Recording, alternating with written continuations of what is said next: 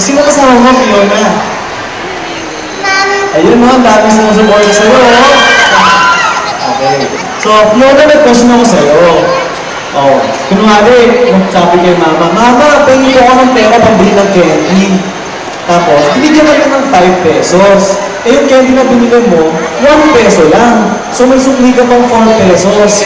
Ano gagawin mo dun sa sukli mo? Ibabalik mo ba kay Mami o itatago mo na lang sa'yo? Babalik ko kay Mami.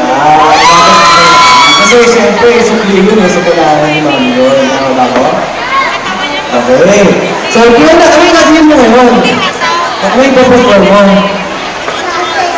Sasayaw. So, ready ka na ba? Ayun yung professor nila, no? Okay.